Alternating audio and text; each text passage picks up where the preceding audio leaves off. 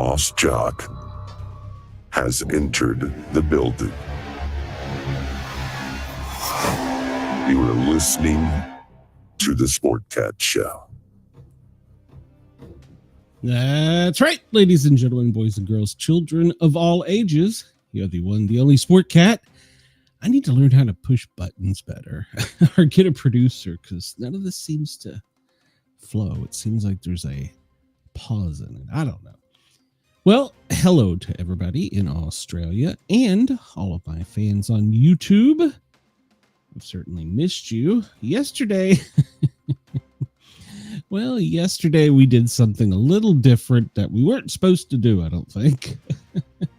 We went on the air a little bit early on Dare Talk Radio and Radio X. Our designated time is from 2 till 4. That's 2 a.m. your time, 2 p.m. my time, and we went live at 1. So my apologies to Radio X and Dare Talk Radio. Thank you for putting up with me. I told you I was rusty at this. Didn't know what the hell I was doing. So, well, it's day 2 back from the flu. I'm actually feeling better today. Yesterday, just after I was done with the show, I just had to go just sit and take a break. Like, this is such hard work. But, yeah, I was spent. My energy was gone. I don't know. Is this maybe I got long COVID? Oh, I can't say that word on the air. All right. Well, speaking of being on places where they don't like certain words, I encourage everybody on Dare Talk Radio, Radio X, to come over and find me on YouTube. We're trying really hard here to get monetized and pay for some new toys and new things, and we can't do it unless we get monetized or we get support from the audience.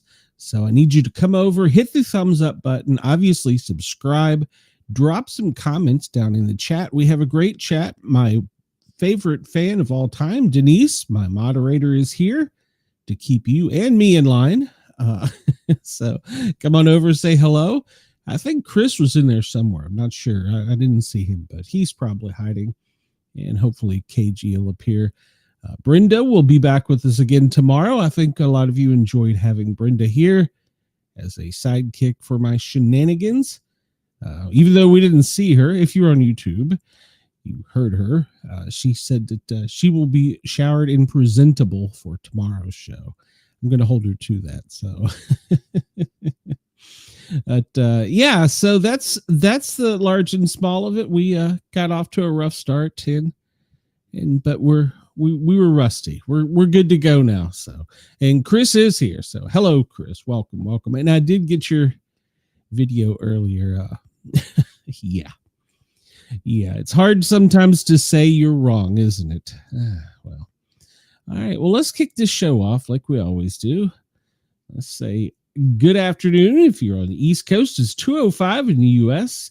Well, if you're in Denver, it's your lunchtime. It's noon. Chicago is 1:05. Jumping down to our friends in Anchorage, it's 10:05, and our prayers and thoughts are with you between the earthquakes, now the heavy rains, typhoon, and mudslides. Oh, you've got your hands full there. So we're thinking about you. Perth, good morning. It is actually 2:05 a.m.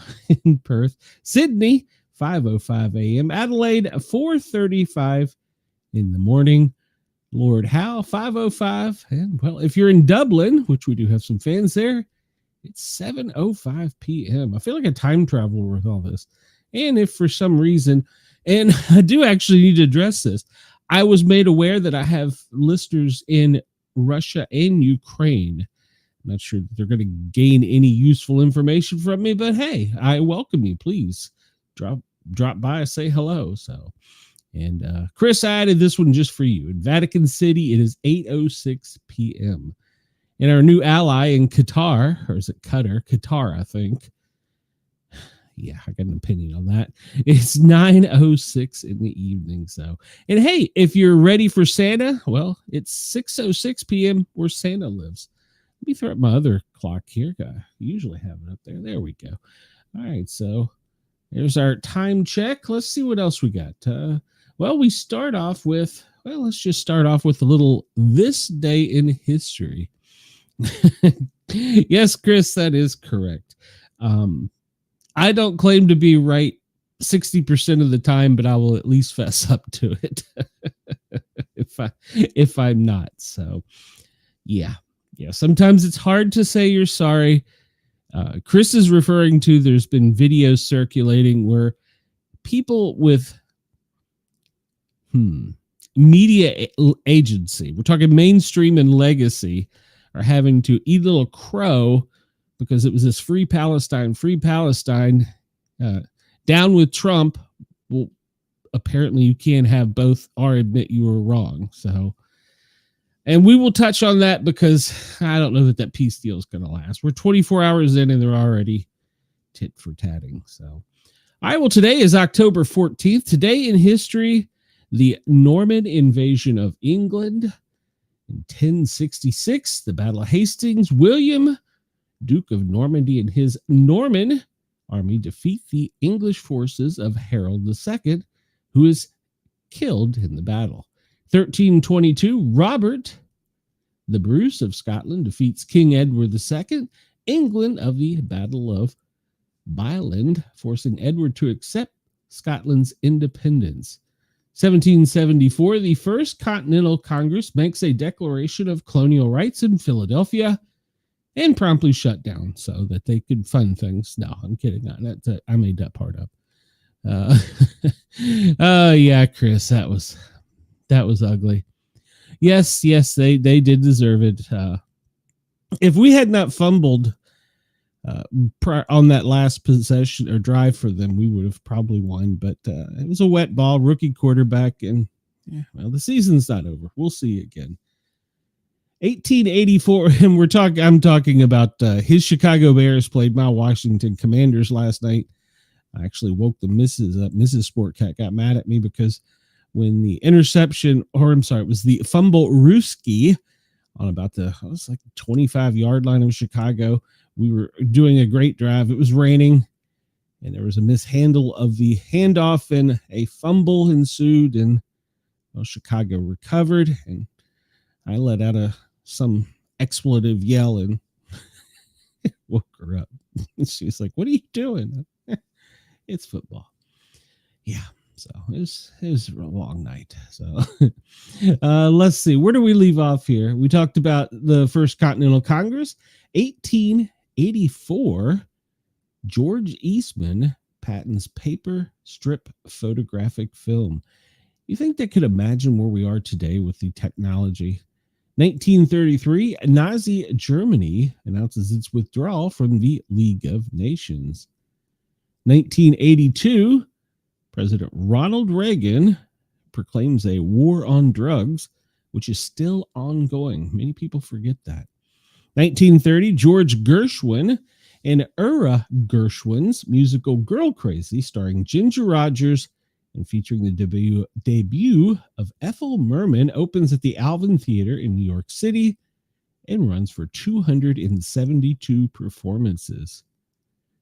2007, Keeping Up with the Kardashians, featuring Kim, Khloe, Kourtney, premiere on the E! Cable network. And it's 2025, and I've still yet to watch one. Today in sports, 1991, the New York Rangers right wing Mike Gartner becomes the first NHL player to score his 500th goal, 500th assist, and 1,000th point all in the same season. Wow.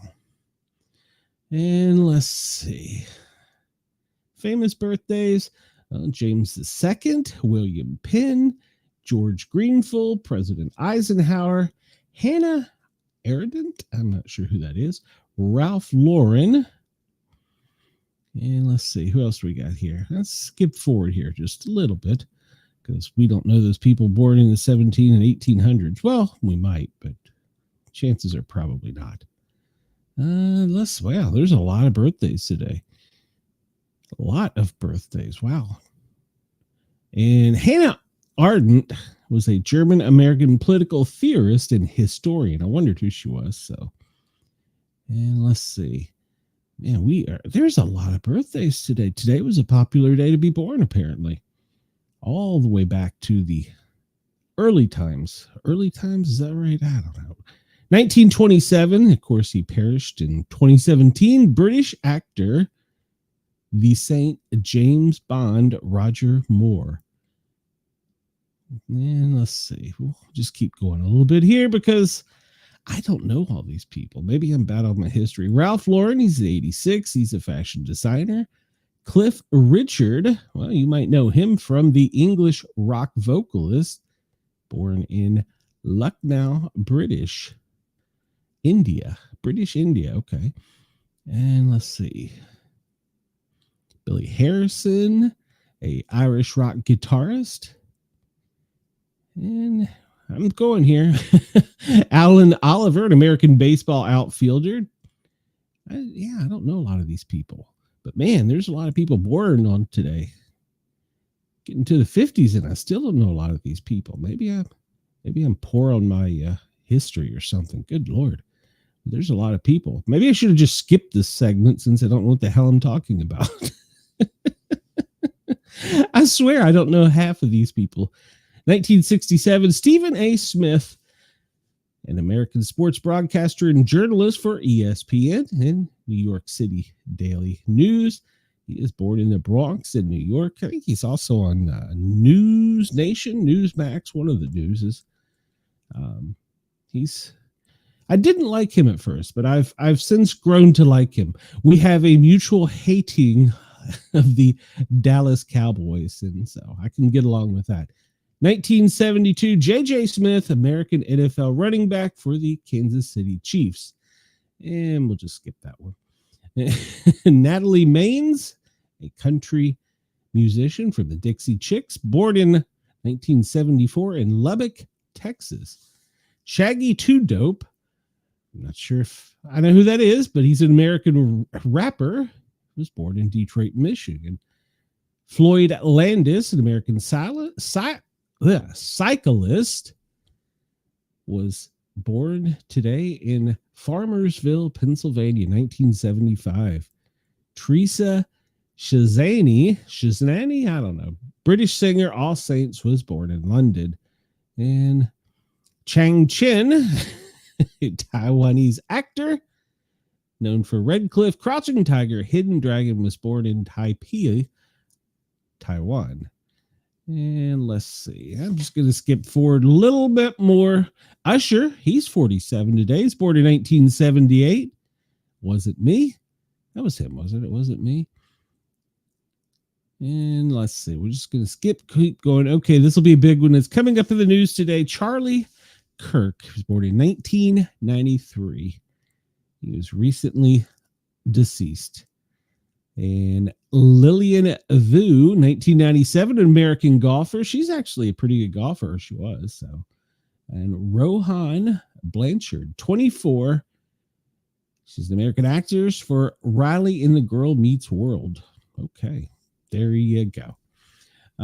Should we tempt fate and go with famous people for 100? Yeah, what the hell? It doesn't say, but I want to go by day. So, all right, well, we'll go back and see if it lets us. I don't know if it will. And famous people. Nope, it's not going to do it. So we'll go on. All right. Checking in on this other site that gives us history. Catch up here. Yeah, well, she forgave me, I think. So Chris says the sex tape of Kim and the dad being OJ's lawyers got the ball rolling for that Kardashian family. Yes, it was. And, I still don't think I've seen the sex tape. Chris says, I can't believe that name was added to the list. The guy was a criminal. Yeah, I just kind of skipped right over it. But he's a saint, isn't he? And, well, I don't know. All right, we'll leave that alone. 1892, the first Sherlock Holmes book is published. The Adventures of Sherlock Holmes is published and written by Sir Arthur Conan Doyle. The book was the first collection of Doyle's earliest short stories that followed the adventures of a brilliant detective named Sherlock Holmes and his assistant, Dr. John Watson. 12 stories published in the book first appeared in the Strand magazine. Over the previous 2 years afterwards, he wrote a total of 4 novels, 56 short stories, and has since sold more than 60 million copies. And hasn't there been at least a movie and maybe a TV series? 1912. Oh, this isn't a good day. Theodore Roosevelt survives an assassination attempt. He is shot by John Schrank in Milwaukee, Wisconsin, but survives thanks to his long speech and spectacles case in his breast pocket, which slowed the bullet. I don't remember that. 1944, the desert fox Erwin Rommel dies by suicide. He took a cyanide capsule near Ulm, Germany at the age of 52. He was nicknamed the Desert Fox for his daring sneak attacks in North Africa during WW2. He began to lose faith in the German cause and had implicitly agreed to take over if and when Adolf Hitler was overthrown, though he did not believe that Hitler should be killed. But after the July 20th assassination plot, known as Operation Valkyrie, led by Klaus von Stauffenberg, failed to cure the Fuhrer as planned, Rommel's connection to the conspirators became known. He was given a choice between taking a cyanide capsule or going on trial. 1962, the Cuban Missile Crisis began. A U-2 spy plane detected construction for a Soviet nuclear base on missile silos on Cuba. Many feared that the 13-day confirmation between the United States and the Soviet Union would lead to an all-out war. The standoff ended when the USSR agreed to remove the missiles, and the U.S. promised not to invade Cuba and to secretly remove American missiles in Turkey. Isn't that also the thing that started the war in... I just said the country earlier. Russia, between Russia and Ukraine. Those missiles. And my dad was in the Bay of Pigs there. He was on a Navy vessel that surrounded them in the 1960s. All right, I'll catch up on the comments. Yeah, hello, Wendell. Welcome. Wendell, I saw your latest picture there, your little icon. That's pretty good. You're getting this AI thing down pat. Trust me, it's a talent. It's an art. It is National Delivery Driver Day. Okay. Well, that's interesting. Well, wait a minute. Why isn't it today? Give me today. There we go. It is ADA Loveless Day. Is that Ada Loveless Day? And be bald and be free. Wendell, you can be proud to be bald and be free. We won't make fun of you here. And it is Chisinau City Day. It's day of Savistokaloba. It's the Defender of Ukraine Day. Irish Film Festival Day. Miroir Nairi Day. It's National Dessert Day. Man, I've been trying to avoid them ever since coming back from Mom's. I think I've gained 100 pounds. National Face Your Fears Day. Well, I'm learning one step at a time. National I Love You Day. I love you to all of my audience and all of my fans listening and watching. And yes, even you, Wendell. I love all of you. It is Shemai Atzert, and I'm sure I butchered that. That's a religious day. World Standards Day. Yemen Liberation Day. And let's see, what else do we have? Go away. There we go. And my computer's slow. I've got a new program running in the background we'll talk about here in a bit. National Real Sugar Day. I'm on the fence as to whether I'm going to like Mountain Dew with real sugar. That it's coming. It's coming. Our government's going to implement the laws where they can't have the bad stuff in it, which is good, but I'm on the fence. I may just switch to sweet tea. So let's see. We talked about Be Bald and Be Free. We talked about National Dessert Day. Let's see what birthdays and events they have on their site. William Penn, the founder of Pennsylvania, his birthday was today, 1644 to 1718 when he passed away. Joe Start, he was a baseball player who played a significant role in establishing rules for professional baseball. Wonder if he would be shocked that now next season they're going to be putting in AI umpires.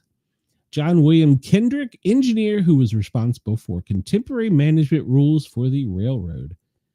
Elwood Hayes, it's not the guy from Blues Brothers, automotive pioneer who built one of the first automobiles. Julia Ames, she was born in 1861, author of children's books, including The Little Sister, The Cradle of the Sky. Lillian Gish was born in 1893. She was a silent film actress, best known for her role in Birth of a Nation. E. Cummings, a famous poet, was born this day in 1894. His works included I Carry Your Heart With Me. Red McKenzie, an American jazz singer who played music with a comb and tissue paper. Is that called a kazoo? Inventors of the pom-pom, Lawrence Herkimer was born this day in 1925 and founded the National Cheerleading Association. We talked about Ralph Lauren. David Rupert, he is the game show host of the Supermarket Suite. Haven't seen that one. Harry Anderson, known for his role as Judge Harry Stone on Night Court. Born in 1952, passed away in 2018. A.J. Pero, drummer of Twisted Sister, 1959, and he passed away in 2015. And Isaac Misra, famous designer and TV host, was born in 1961. Natalie Maines, a country and music singer. That's right, we talked about her, from the Dixie Chicks, 1974. And memorable events. The first religious persecution occurs when the General Court of Massachusetts Bay Colony enacts legislation against the Quakers, Religious Society of Friends. 1774, we talked about this. Representative 12 of the 13 colonies met to form the First Continental Congress to begin denouncing the British Parliament in America. Henry Blair becomes the first black person to be granted a U.S. patent for corn planter in 1834. Pitcher James Creighton ruptures bladder while hitting a home run in 1862 and sadly died a few days later. That's an interesting baseball fact or trivia. The Cheyenne and Arapaho tribes sign a peace treaty, which results in both tribes being chased out of Colorado. Talked about George Eastman. 1908, Chicago Cubs win the second World Series against the Detroit Tigers. Well, maybe that's not the second. Maybe they were, I don't know what the 2 stands for. I guess it was 2 or second. I don't know. The first automated telephones were installed in New York City in 1922. Tom McCann, who remembers that shoe store? 1922, they opened their first store in New York City. 1947, Chuck Yeager becomes the first person to exceed the speed of sound at 700 miles per hour. I've been right there. We, in a Learjet, you cannot go that fast. But I've been very close. So close the plane was shuddering. In 1953, President Eisenhower makes a promise to terminate any federal worker for taking the Fifth Amendment when questioned whether they are affiliated with the Communist Party. Oh, Lord, we're going to see a repeat of that. In 1958, the District of Columbia Bar Association accepts blacks as members of the bar for the first time in the country. 1960, President Kennedy suggests creating the Peace Corps during a speech at the University of Michigan. And 1962, we talked about the Cuba incident. 1964, Dr. Martin Luther King receives the Nobel Peace Prize for his nonviolent approach in racial inequity. 1964, Bill Mills becomes the first American to win the 10,000-meter race. 1964, baseball legend Roger Maris and Mickey Mantle both hit home runs on back-to-back pitches. 1966, about 175 U.S. airplanes bombed North Vietnam to officially mark our involvement in the Vietnam War. 1968, NASA televises the first broadcast of astronauts in orbit. You think they really went? 1978, Rescue from Gilligan's Island premiered on TV. In 2000, a New York auction house sells a copy of Shakespeare's first folio for $9.8 million. 2020, scientists create the first room temperature superconductor. That's right. Denise, my mod, is keeping me in check. Please say hi and hit the like button, share, and subscribe. So yes. And Chris says, so if John Dixon got to that state first, it would likely be called Dixvania. Dixylvania. It could be. Chris says, I hated going to Tom McCann. The smell was always awful. A horrible combination of leather, cardboard, and feet. I'm trying to think, what was there was KG might be able to answer this. Was on Richmond Highway. Kenny Shoes? Maybe? It seemed like they had a beagle as their logo or a dog as their logo or something. Yeah, I remember Tom McCann, and I think it was Kenny Shoes. So hello, Chris. Hello. Or KG, I'm sorry. Hello. Was it Kenny Shoes? I can't remember. Let's see. October 14th, we talked about National Dessert and Real Sugar Day.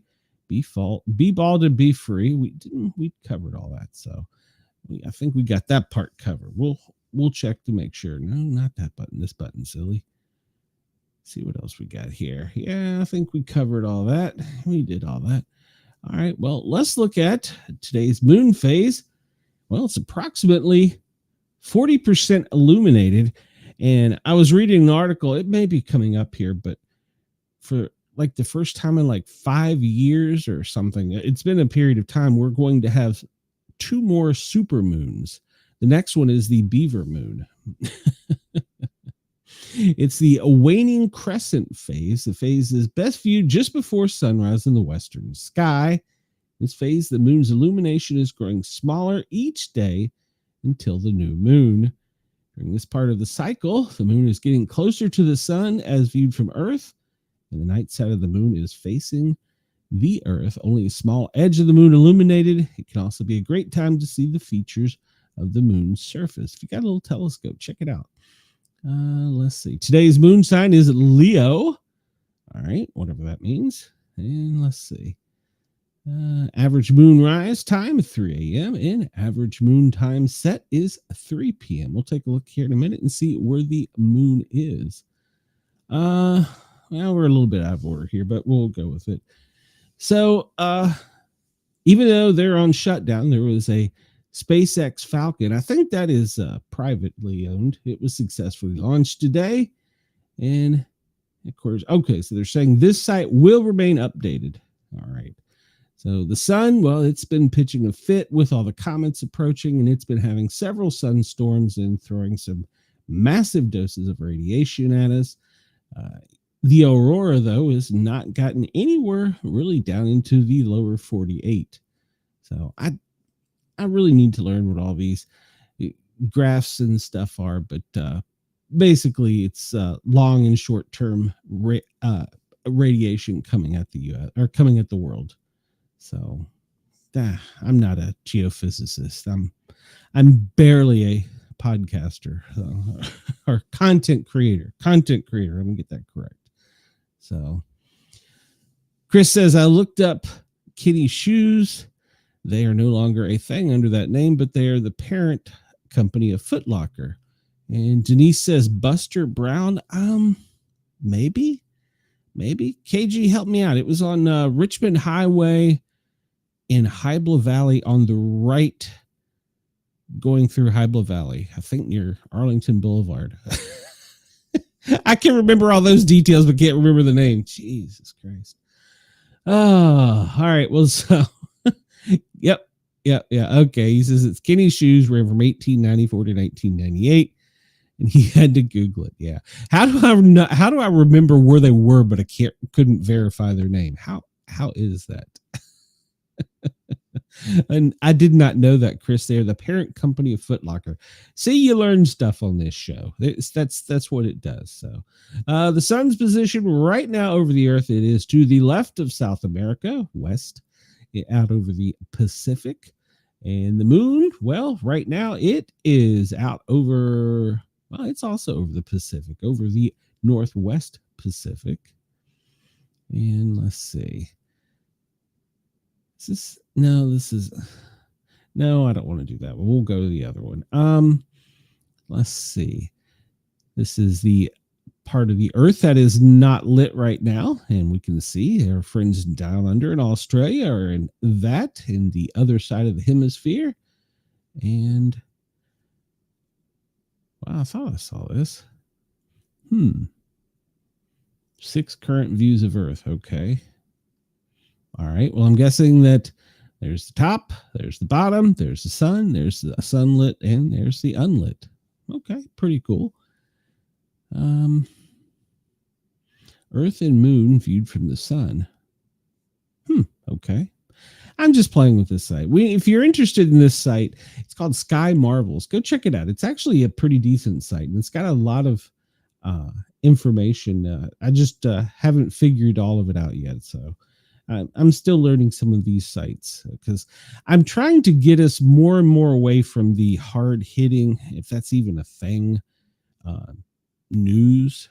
So Chris says, like and subscribe to take advantage of all this Kenny shoe knowledge.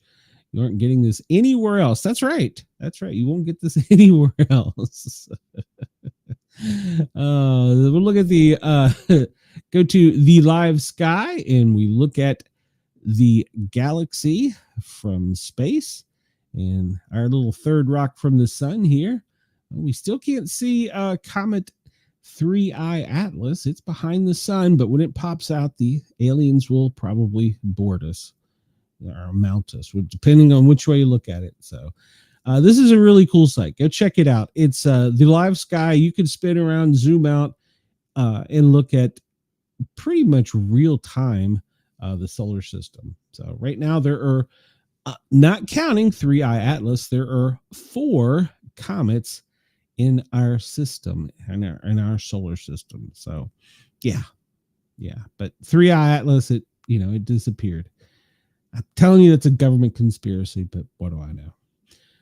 Let's see. We talked about this earlier. The moon is out over the Pacific, closer to Asia. The sun is just west of South America. And let's see. Best days for the farmers. Let's see. Make the most of your moments with the best day calendars from Farmer's Almanac. All right. So October 14th, it's a great day to ask for a loan. No. Maybe it's a good day to ask, but the economy right now, no. It's a good day to cut your hair to slow growth, dig post holes, get married, host a party, kill plant pests, mow too slow. They're talking about the grass. Paint. I hate painting. Perform demolition. I'm good at that shit right there. Pick apples and pears. Quit smoking. Start a diet to lose weight. And wash your wooden floors. There you go. So those are your things today, according to the Old Farmer's Almanac, that it's good to do today. Let's see. Is there anything else on this? I was scanning through because I missed some things the other day. Like I said, I was rusty yesterday. Just all messed up. They're already talking about the Thanksgiving travel. If you're interested, we'll take a quick gander at it.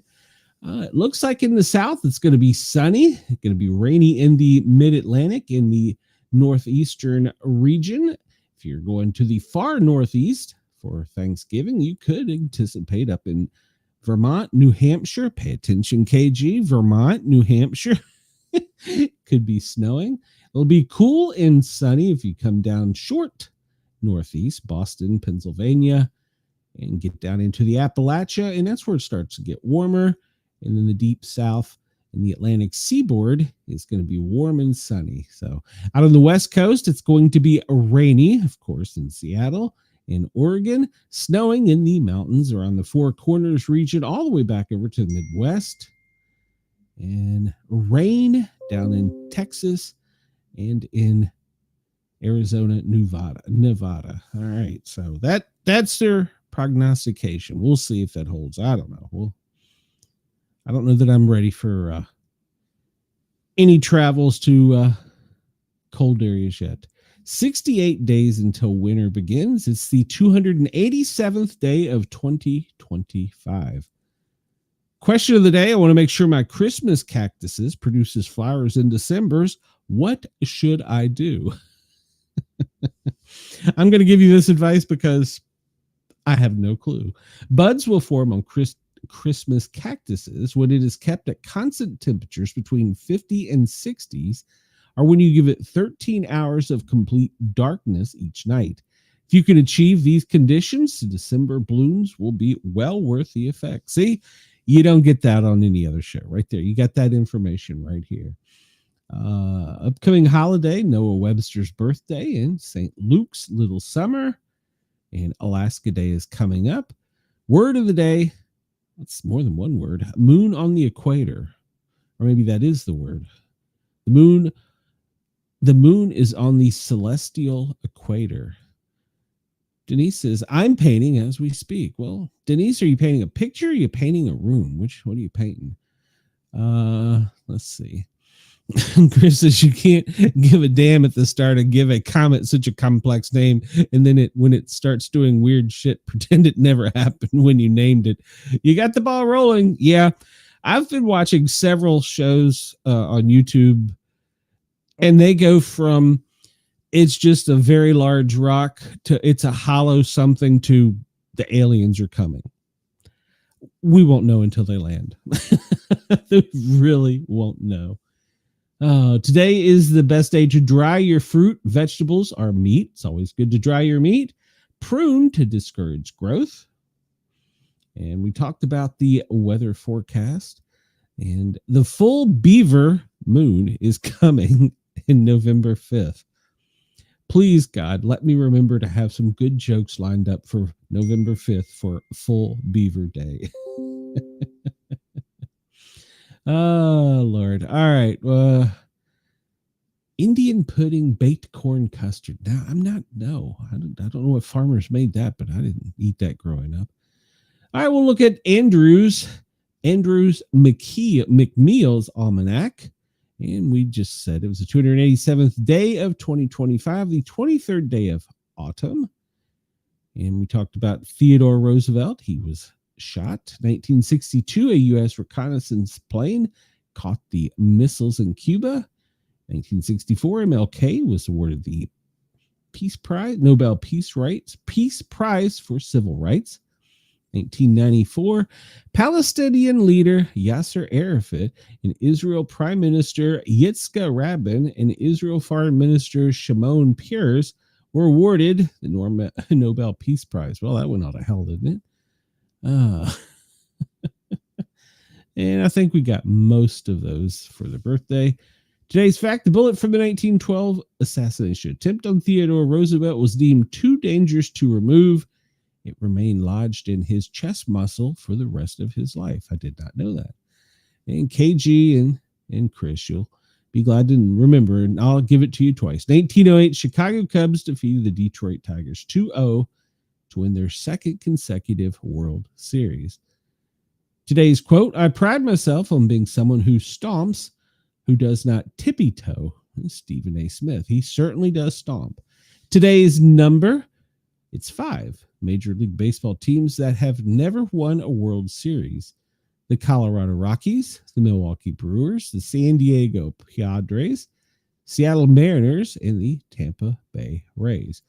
Interesting story. The season that they went to the Tampa Bay Rays went to the World Series, I went down there to catch Braves games. I think we actually caught 2 series. I think we caught the Braves and the Orioles. We came at the end of one, the beginning of the other.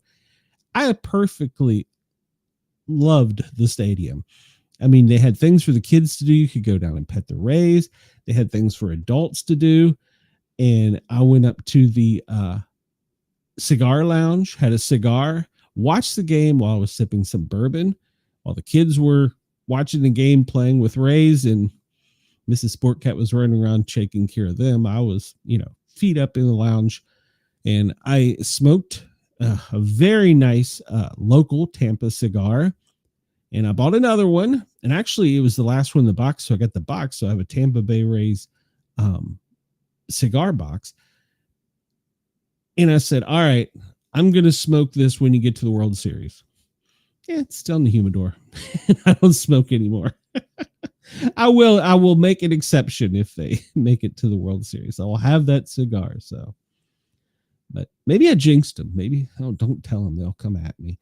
But yep, so it's still there waiting to be smoked. All right, where are we going next? We'll do a little news here. Like I said, I'm trying really hard to not be into this serious news stuff because there's a lot of shows out there that give you that, and there's a lot of shows that are for the past 48 hours beating the drum that something big is coming, and they're all alluding to No King's Day on Saturday, and that pretty much the U.S. is going to shut down. So, yeah.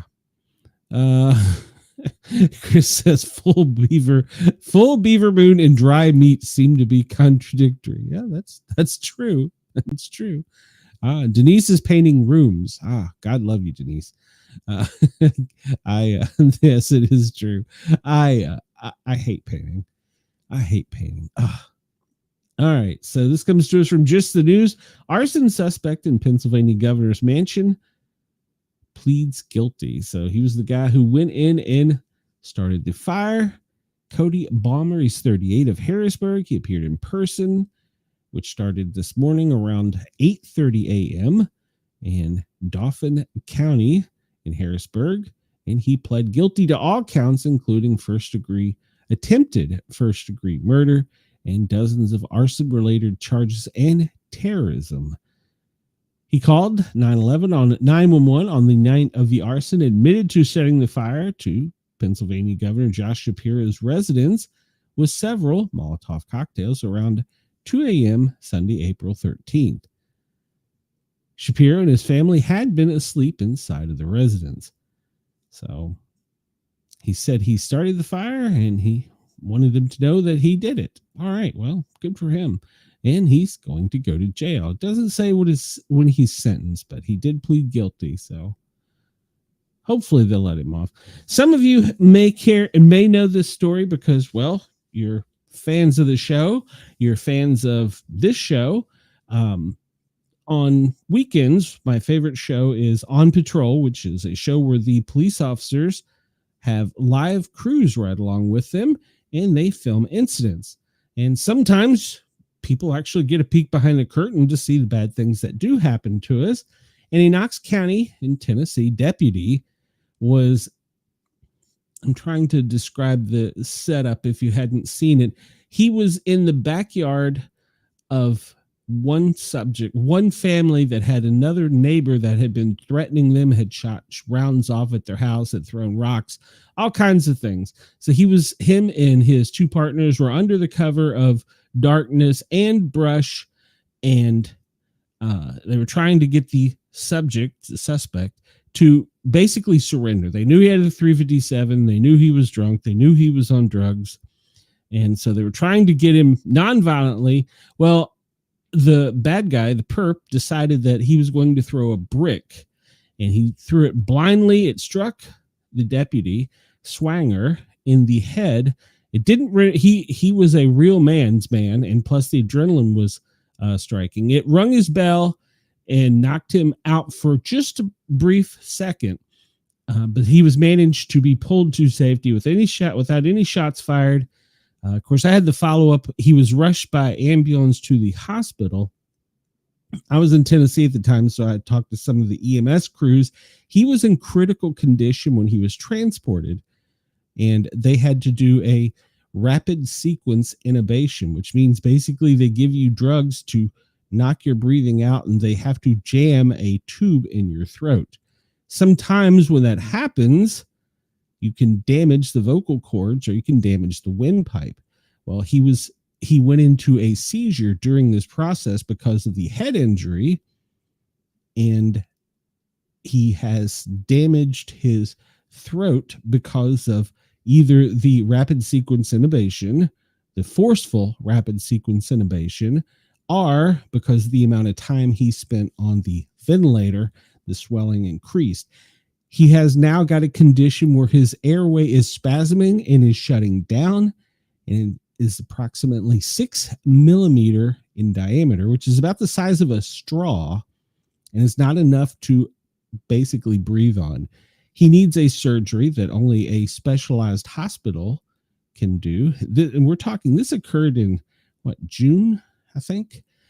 But anyhow, he's going to have to be flown to a specialty hospital to have a complete revision of his airway, another critical surgery. So the bad guy is gotten out on bond, and he has not pled to any of the things yet. So we're still waiting on that one. But our prayers are with Deputy Swanger and his family. It's going to be a long recovery. Luckily, he was in really good shape. So hopefully he will do well, but he's going to have a long road ahead of him. So the family is saying, if you want to help out, you can go to the Tennessee Blue Line and help out by making donations, buying a t-shirt. I think they might have a coin up, something to help them. And that's not saying Knox County Sheriff's Department isn't paying any of the bills, but a lot happens when you're on workers' comp. You only get like 60% of your salary. Most of us in public safety work more than one job. So the bills are adding up and they could use some help. If anybody out there wants to go, look them up. You can find it or just hit me up. We'll stay with the Tennessee theme for a minute. Governor Bill Lee says the federal crackdown in Memphis has, as of this morning, nearly 900 arrests in 2 weeks. So not only that, they've taken some really bad people off of the street. They have got 175 illegal guns. And the most important part that is hardly ever reported, 44 missing children have been recovered. That is great news. So officials did say, though, that the vast majority of those missing children were runaways. So they were still probably in bad situations. So very good that they got that back. We got the guns off the street, and we got 44 kids back and a bunch of bad guys in jail. So good news. So, and I'll just hit this one up. Currently, as we went live, it was breaking news. The FBI in Chicago is responding emergency to assist DHS and Homeland. They are being surrounded by people as they're trying to do their job. But currently, Operation Summer Heat has got 166 arrests, 34 firearms seizures, in a gun-free zone, 92 drug seizures, and once again, 11 children have been found and relocated. But yet they want them out of the community. Bunch of dumbasses. So sorry. You should want your law enforcement to be there. And let's see if we got an update on that with them in Chicago, because they were under siege when we went live. Let's put in DHS. Maybe that'll work. Yeah, they have been totally surrounded. Yep, it appears that they are still surrounded at 105th Avenue, 105th and Avenue North, I guess, in Chicago. They were out doing their job, and now they're being surrounded by a large crowd and mobbed. So, yeah. Just doing their job, enforcing the law. All right, I'll leave it at that because I'm sure not everybody agrees on that. I wanted to talk about this. If I miss all the other stories, I definitely want to cover this one. I put this one on my Facebook page. I put this on the show group for Facebook, the Sportcat Daily Gazette. But I think this one is very important for people to get out there. That a dog, well, let's just start out. Chapel Hill, North Carolina, a dog bites a lithium-ion battery and starts a fire. And the battery was charged and unplugged. That's good to know, but you should not leave them unattended. Well, when the fire department got the call, they were concerned, but they did have home camera. They saw the whole event unfold. There was some smoke and fire damage, but luckily no one, including the puppy, was seriously injured. But take a look at this. Let me mute that. So you can see here, this thing exploded like a bomb. All he did was just grab it and chew on it like a toy. Luckily, it was in the center of the room.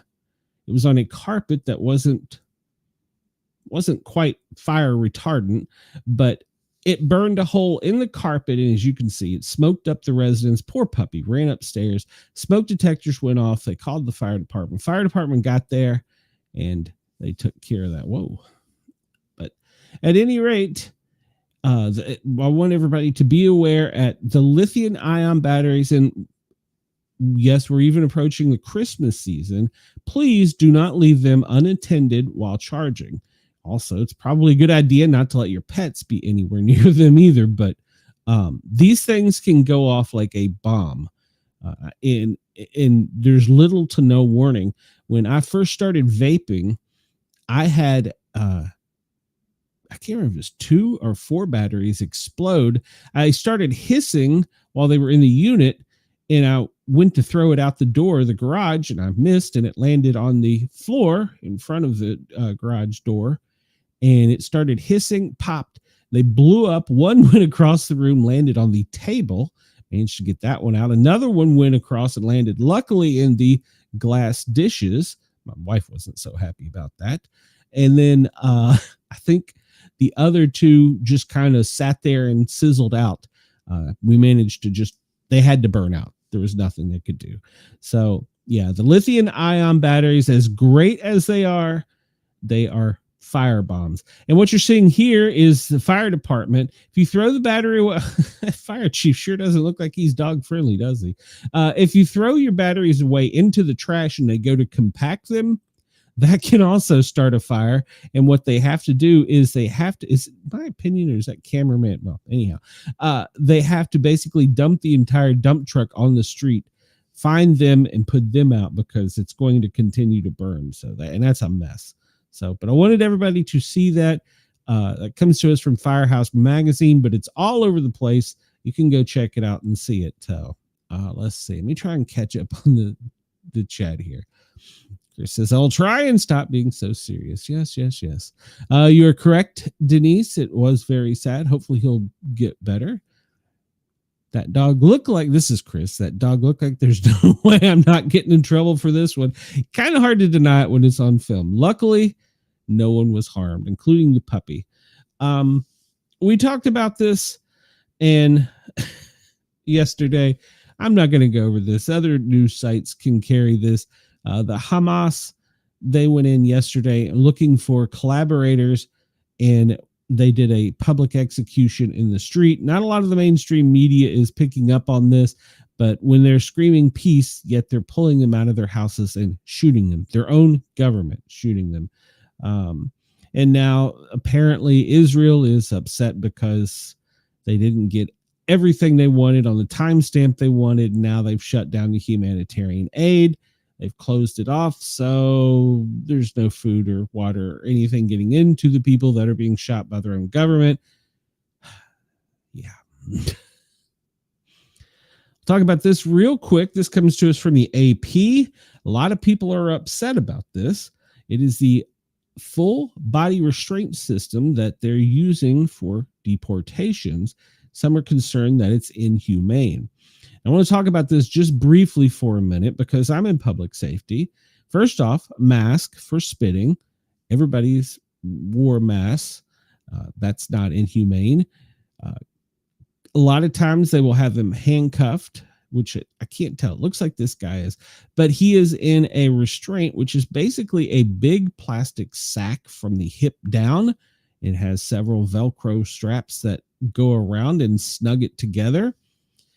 So my question is this, because I've been faced with this dilemma. In Tennessee, we had different rules for it than we did in Georgia, but you have a person that is spitting, fighting, kicking, and you have to treat them or they have to go to jail. What is the safest way to get them to that location, whether via ambulance, police car, whatever? How do you do it? If we put them on an ambulance, we tie them with basically soft restraints to the stretcher, which is pretty much the same as this, except it is a lot more difficult to do. It takes about 5 people. And of course, we have the straps on the ambulance, which, 2 across the shoulders, and then 1 across the chest, 1 in the abdomen, 1 at the hips, and 1 at the feet. So that is pretty much what this is, except for it is putting basically the whole torso in that so that they can't move or wiggle or good Lord, it's a lot of noise. I don't want to see that. But my point is, for the safety of everyone involved, please tell me another way of doing it. I'll welcome you to. But sometimes when people become so violent and out of control, whether it by their own means or they're on some type of substance, how else can you do it? It's not that it's inhumane. It's actually, I think, more humane because we're taking and keeping them from harming themselves or others. So I think they're calling it the wrap. I think that it's probably a good idea. So we've done it on the ambulance for years. It's DHS policy, but now they're saying that no. And see, what they're putting in there is a spit mask. And a spit mask is basically just a sack. Oh, and they've put this guy in a helmet because he was banging his head. So, I don't think this is inhumane. This is treatment. This is how you have to treat people sometimes to make them better or to calm them down. You know, it is what it is. So, the soft restraints, or this is called the safe restraint system, appears to me to be a great resource. But as we know, there's people out there who disagree. So there you go. You can form your own opinion. And well, I've told you what it feels like to be on the street as a paramedic. Chris says, no matter what kind of restraining method or weapon used would be seen as inhumane to the people. We all know who I'm talking about. Yes. This comes to us from the Smoking Gun. Arrest made in drive-by cheeseburgering. A former strip club employee has been arrested for a drive-by shooting outside the Florida establishment. Well, actually, it was more of a drive-by cheeseburgering. Investigators allege that Jordan Cotto, age 26, showed up Friday night at Atlantis Gentlemen's Club to speak with management, but got into a verbal argument. During the dispute, he allegedly grabbed a cheeseburger from his vehicle and threw the Big Mac, striking a male victim on the shoulder and causing him bodily harm. Wow, that's a hell of a burger. The man, however, was not seriously injured by the beef and cheese projectile. Questioned by police, he confessed to the crime and showed no remorse for the incident at the Tampa strip club. He stated he did throw a cheeseburger from his vehicle and said he would do it again. Why are we getting rid of perfectly good cheeseburgers? No weapon was seized by the police. Well, I guess that's good. He was booked into jail and was released the day afterwards. On his own recognizance, judge ordered him to have no contact with the victim. The defendant has not been prohibited from possessing cheeseburgers. Yeah, there you go. And of course, the story comes from Florida. So there you go. Let's see. I'm not going to give this a whole lot of coverage. There's two baby stories. I really was hesitant about covering them. You can look them up for yourself.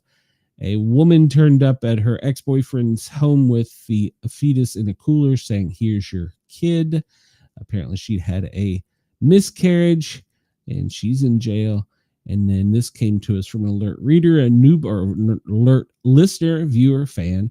A newborn baby found dead outside a grocery store in Northeast DC, a Safeway. That's from ABC News 7. This one is kind of interesting. It's from Medical News and Life Sciences. Bird flu survives in raw milk and cheese for months. Researchers have discovered that the H5N1 bird flu can persist for up to 120 days in raw milk and cheese, challenging long-standing safety rules, raising the questions about the risk of unpasteurized dairy. So, the highly pathogenic avian bird flu, H5N1, is a subset of the influenza type A. God, I just got over that. And apparently it's been detected in poultry and in milk, and it can now last for up to 120 days in your milk and cheese. So there you go. You can go read all about that one. That's just bad. And this one is Minnesota refuses to respond to Trump's administration's demand to ban trans athletes. Now, I didn't do a lot of homework on this one, but they're not kicking the trans athletes out. But isn't that state also a Shira law state? So why would they want to be there to start with? Just asking for a friend. Defense news, first shots fired in the future fights will be fired in cyberspace, according to military experts. Let me catch up on the chat here. Chris says, beef and cheese projectiles being added to my list of possible new usernames for my account here on YouTube. I like it. According to military experts, the first shots that will be fired in the next war will be cyberspace. Maybe this is what these other prepper channels. I'm the original prepper channel on YouTube. Yeah, fuck off. Maybe that's what they're talking about. That when they say it's coming. Whatever it is, it's coming. But they'll have 2 shows scheduled tomorrow, so it's coming. So yeah, there you go. That the next war will be started by cyber attacks, which we all know, we talk about on our show regularly. Trump claims Time magazine disappeared his hair in a cover photo. Okay. But he does say they wrote a relatively good story about him. So, but the picture was the worst because his hair disappeared. It looked like something was floating on top of his head. It's just the angle. So, but he's probably sensitive about it, and that's okay. Speaker Johnson says the Democrats won't end the shutdown until after no King's protest, which if you have been following here, which you should be hitting that like, subscribe button, that thumbs up button as well. We know is going to be Saturday. Maybe that's what's coming. So the showdown is going to go on at least for this week, even though they're scheduled to have a vote at about 5:30 today. And thunderstorms have been causing all kinds of problems, but there was a California pup that, he was reunited in Illinois. He got scared during the thunderstorm on Wednesday, and, he ran away. And the border collie, he jumped in a car and was whisked away, but was later released to police in, where is this? He was traveling he went from Illinois to Oregon to Nevada and ended up in California 90 days later when the police department retrieved the puppy at Itzka Police Department. So, no, that's in Illinois. So, hold on. Maybe he wasn't. Maybe I just don't know what this whole damn story is to start with. Hold on. Maybe the dog was in California. Yeah, he was in California. No, he was in Illinois. I don't know. Anyhow, the dog ran away during the thunderstorm in, his home in Bieber, California in early July. Good Lord, this story has confused me as I'm reading it. Opie ended up hopping in a car, hitching some rides, made it all the way to California before a police department found him wandering as a stray, I guess. And they scanned him, and they got in touch with the family, and they flew out there, picked him up, and drove him home. So there you go. He's back home. It's a long story for nothing. We talked about this yesterday. Semi-truck driver carrying a valid New York license. Animal no name given was what is printed on the driver's side. Yes, you heard me correctly. So, no name given. So, yesterday, if you remember, we talked about how they have taken several hundreds of drivers off the roads that are illegal. California grower has got a 2,346-pound pumpkin and has won the World Championship Award. California grower was dubbed the top gourd at the 2025 Safeway World Championship Pumpkin Weigh-In, or Weigh-Off, in Half Moon Bay, California. Santa Rosa man, whose 2,465-pound pumpkin was the runner-up in 2024 took the top spot this year. So there you go. I wonder if a pumpkin that big is edible. Chris says, let's see, hold on, let me catch up. KG says, I saw that time cover this morning. They must have done that horrible editing of this pic on purpose. Oh, they did. And Chris says, if this dog teamed up with the fire-starting dog, they would be an unstoppable duo. That's true. KG, this comes from your part of the world. Why do I keep hitting that button? And this is a strange UFO video from Southwest Virginia. And, well, I don't know. I've watched this thing like 2-3 times. I'm on the fence as to what the hell this thing is. It looks like a spinning square. Midlothian, Virginia. This was spotted October 5th, 2025. It looks like a floating square. That's the best way I can put it. I'm on the fence. I don't know that this is extraterrestrial. And if so, God, it seems like they would be very, very dizzy when they came out of that thing. And it'd have to be very tiny. Unless it's bigger on the inside than it is on the outside, maybe. I don't know. But yeah, it was spotted by several people, Midlothian, Virginia. And that one video, it looked to be just like I said, it's a metal square that's turning. And this one, it looks to be more orb shaped. You can't really tell the detail on this one. But is it a balloon? Is it a UFO? Is there something out there? I don't know. I mean, that one puzzled me. So I'll leave that one up to you. If you want to follow the article, this comes to us from Outkick. You can go watch the whole thing. So yeah, I'm with you. I'm not sure as to if I believe that one or not, but it is definitely something in the air. What it is, I don't know. All right, this comes to us from Zero Hedge. This was rated by the public, not the FBI, not police statistics. It's the most dangerous cities in America. And number 1 is Memphis, Tennessee. Got a score of 78 by the people. And Detroit followed at number 2. Baltimore, where Andy is, number 3. Albuquerque, New Mexico, number 4. St. Louis, and I was just thinking about going there. Number 5. Oakland, 6th. New Orleans, 7th. Milwaukee, 8th. 9, Chris in Chicago. And 10, Philadelphia. 11, right here where I'm at, just barely missed the top 10. But I will say the county I worked in was the violentest county in the United States, or city. I don't know, it was the most violent county, I think. It's followed by, who we got? Houston, San Francisco, Indianapolis, Washington. I'm assuming that's DC, at number 15 spot. Kansas City, Portland, Jacksonville. That's a shocker. Vegas at number 19, number 20, Minneapolis, 21, Tucson, 22, Seattle, number 23, Los Angeles, 24, Phoenix, Miami. It's a beautiful city. Number 25, New York City came in at number 27. Columbus, Ohio, 28th.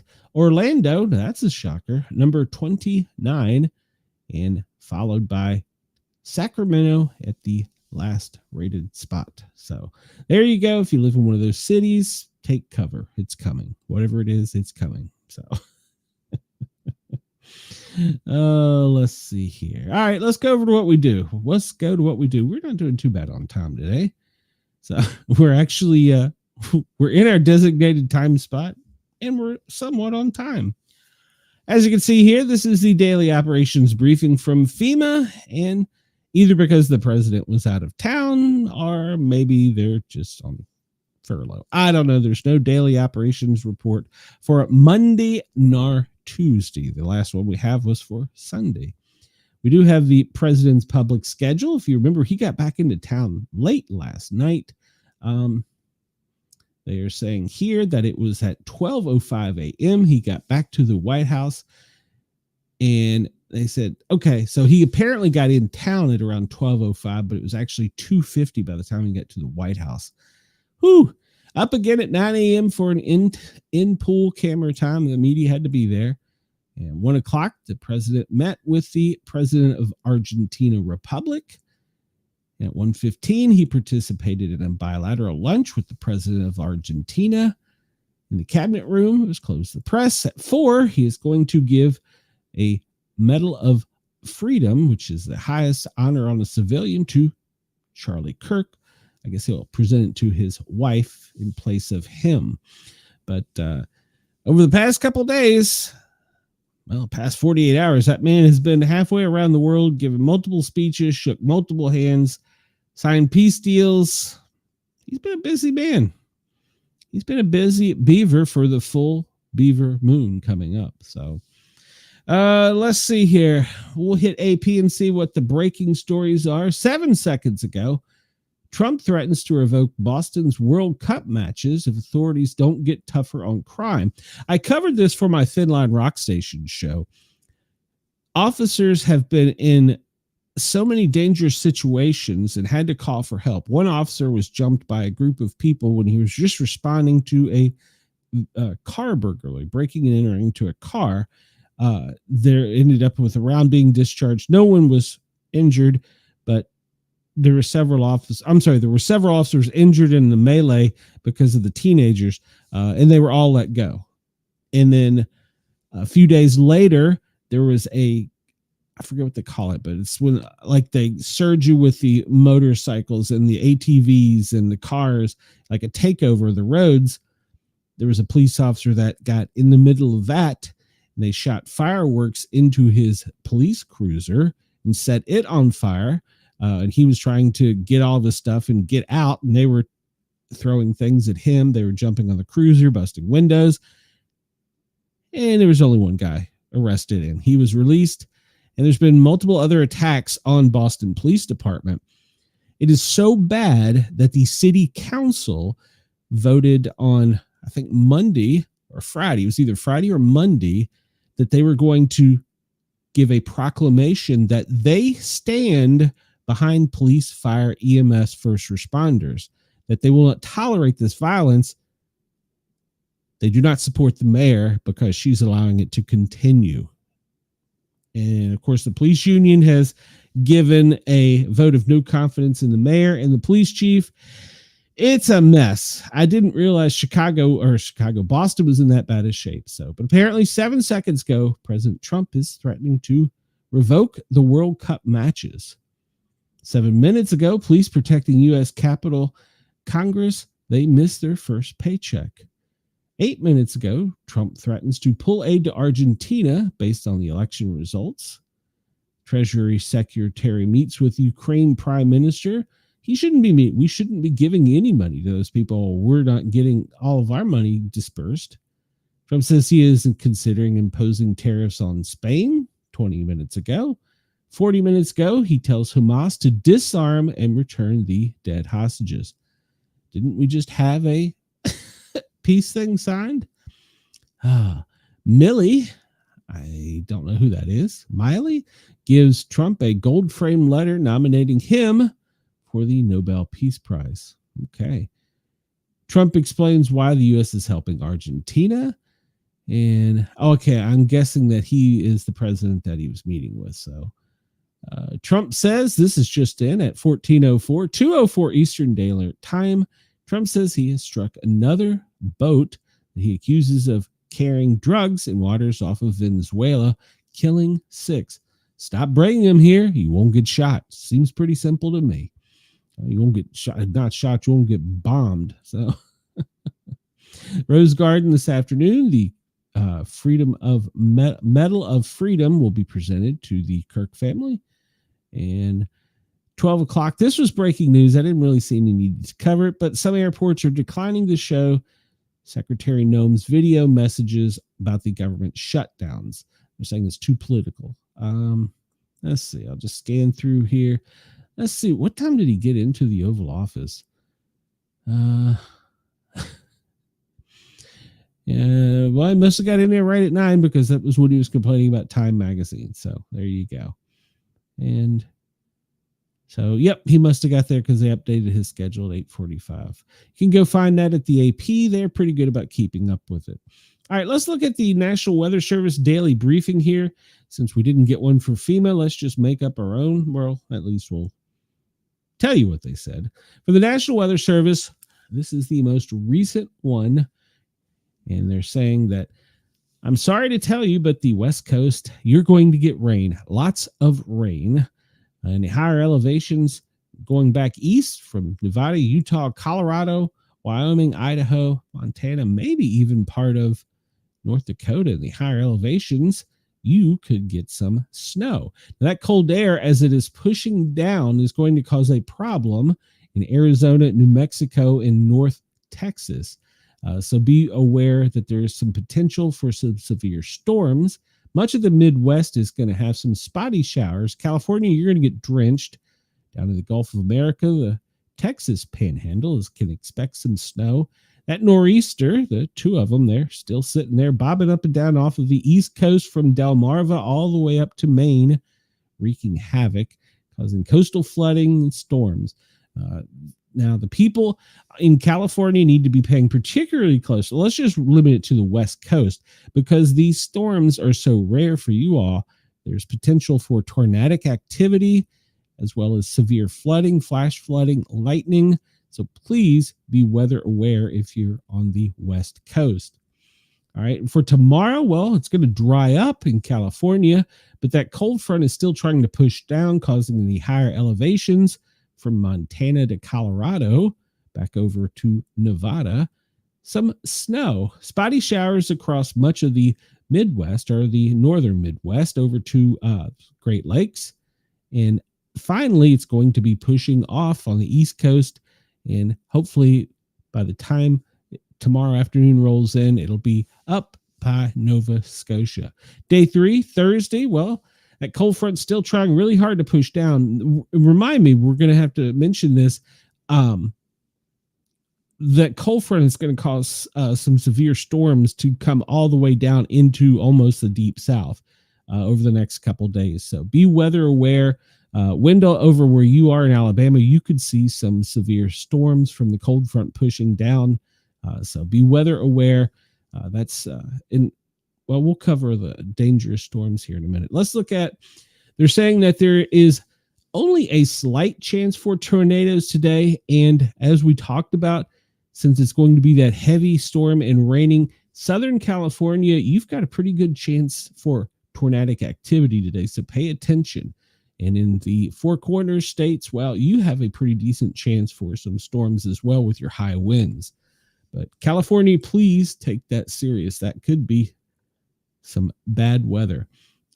This is pretty much just what we talked about, a little more updated, just showing how this low pressure with the front coming down from Canada with the cold weather hitting off of the Pacific coast, that typhoon, is that a typhoon? Whatever it is out there, the coastal storm, we'll call it a coastal storm, is causing all that heavy rain, severe weather in Southern California now near the Baja, all the way up through LA is possible. New Mexico, you also, like we talked about, some chances for some severe storms. I think Arizona earlier today had another tornado watch when we were coming on. The anticipated precipitation, well, if we look at this zoomed in, we see most of it is going to be focused on the West Coast down around Southern California, but it's really going to almost make it all the way up to Northern California. The heaviest rain is going to be on the coastline and back down to the south. Now, up in the Dakotas and Montana, you're going to get a good soaking up there. Like I said, some of that, the higher elevations could be mixed. Look at worldwide where the problematic parts of rain are. And like we talked about here in California, it's coming down basically from Sacramento to San Diego. High chances of rain back up into Bismarck, Fargo, down into Pierre, down into Omaha. Some pretty good chances of rain there.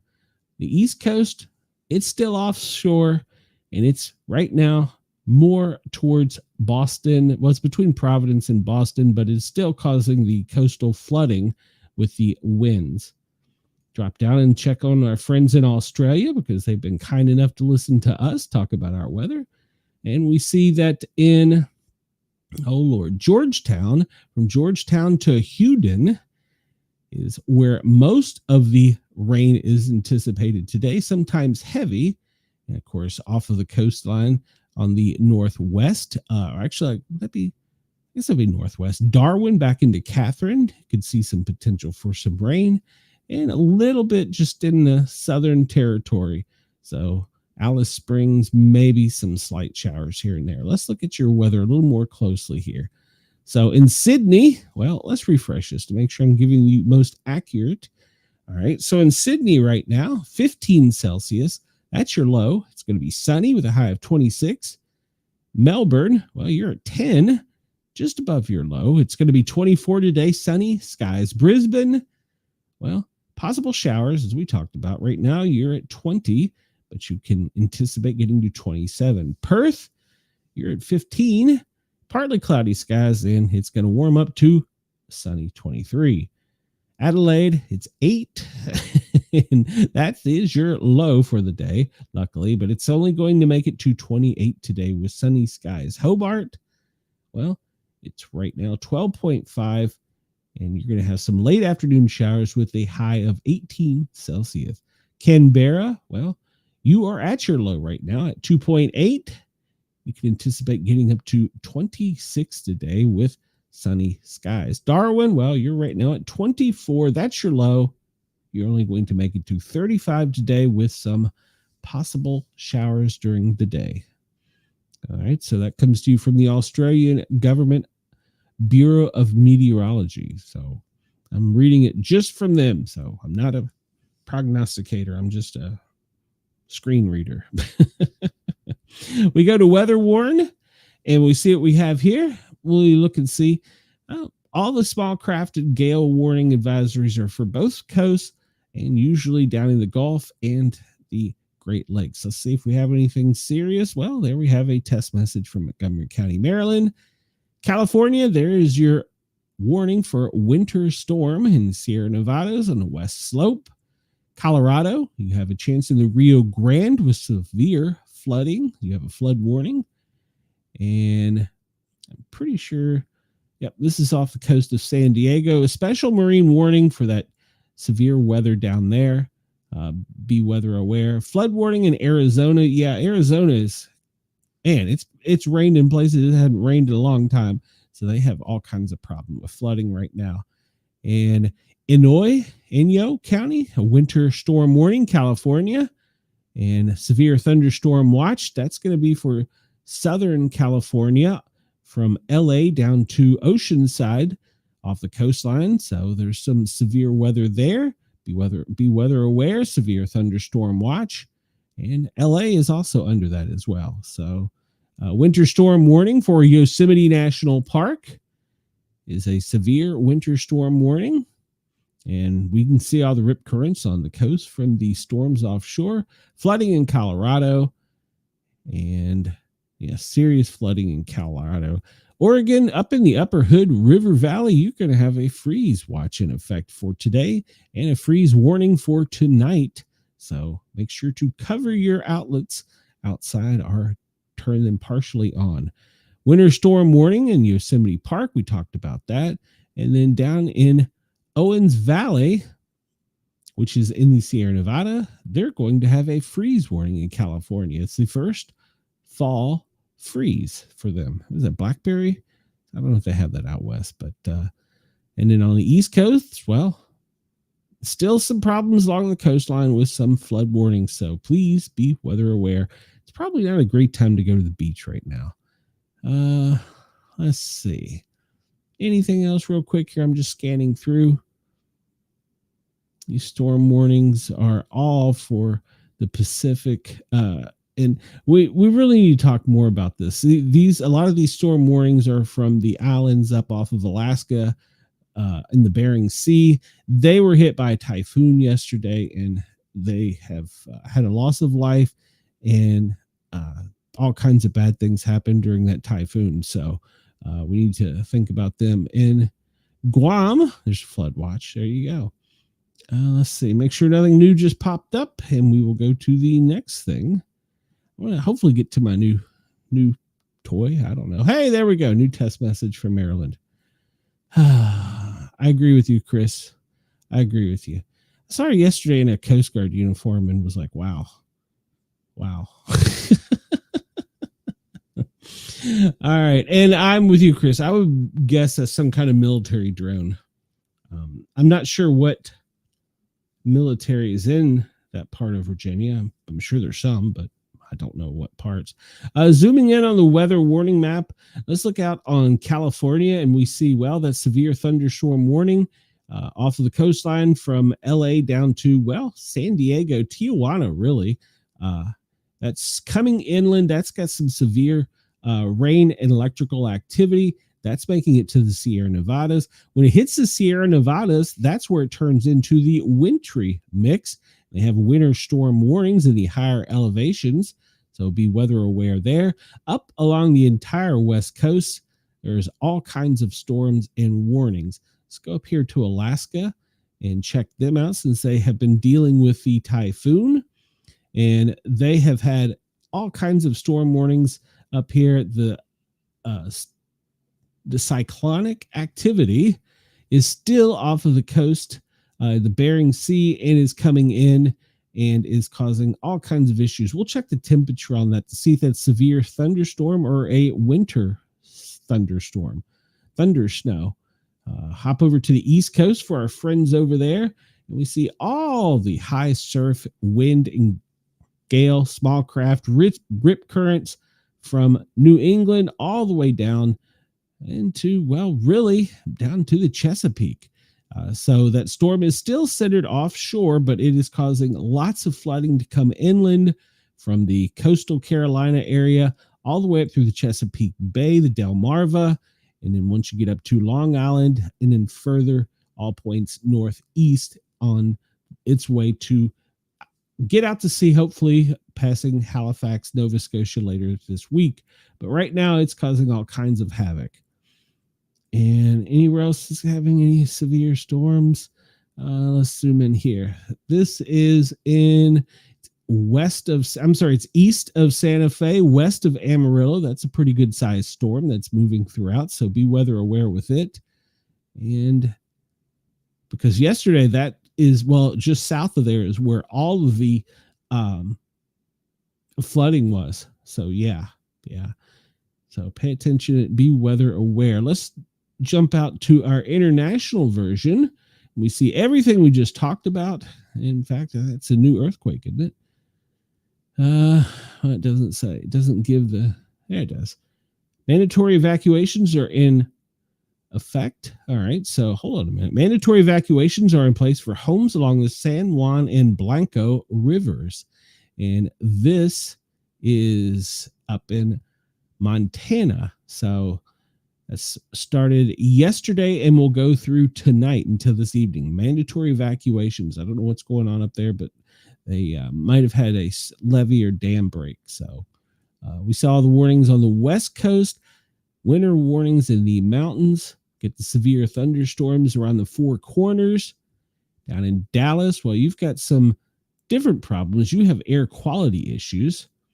And jump down to Florida. As always, Florida, you've got some wind warnings. It doesn't look like there's any severe thunderstorms warnings, but those wind and high surf, rip currents, gale warnings go all the way up into the northeast. And when they get to the northeast, they turn into a winter storm when they go into the great states of Canada. Is it states? And Chris KG says, I just watched the video of the dog battery fire. Oh my God. Yes. The dog got lucky. The dog got very lucky. The family got lucky.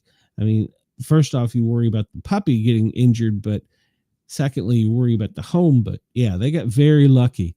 And people just don't realize how bad these batteries are. They're great, but they're so bad. And I mean, I've got one in my pocket right now, for a flashlight. Let's see. So this is in Australia, extreme fire weather warning for the Usla Fire District for 15 October. That is tomorrow for us. That is today for you.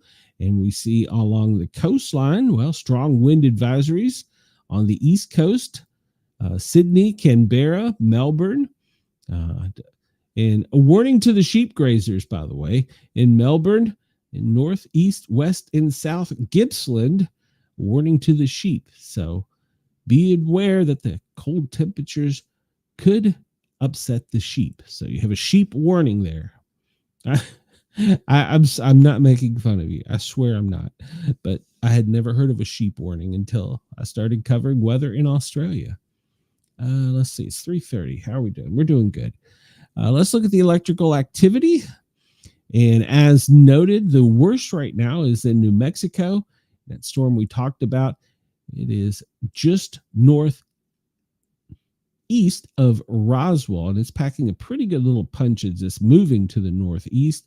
Up in Idaho, Rexburg, St. Anthony, that storm has a little bit of electrical activity to it. Colorado, you have a small storm. It's really not much of noting, but you do have a small storm in Almosa, so pay attention there. And off the East Coast, don't see any electrical activity except for the further reaches of where the storms are out to sea. Florida, you look pretty good. Let's hop down to our friends down under and see what the electrical activity looks like. Oh, they've got some pretty good storms up there in Queensland along the coastland and in the Northern Territory. That's a little cell right there is packing a little punch. So if you're in those areas, be weather aware that the electrical activity is anywhere around there from the Queensland to the Northern Territory coastline, a little and slightly inland as well. Over in the Western Australia area, there's a small storm there, pretty much dead center of the country, just southeast of Port Hedland. So be weather aware there. Let's look and see if in the United States any of this has caused any power outages. And we see that California, Southern California, they have lots of people without power. Total in the state is 28,000. Texas, you have 11,870. Tennessee, that storm is going to try moving to the southeast later today, so it can anticipate more people without power, but it looks like it's in West Tennessee. West Virginia, you also have some power outages. That's probably from the rains causing trees to go down. Pennsylvania, you have lots of power outages, but most of them along the coastline, so 321 people without power. So there you go. In New York, you have 1,231 people. Did I say that? Colorado, 1994. Utah, 1325. And New Mexico, 1920. All people without power. Florida, you have 2,171.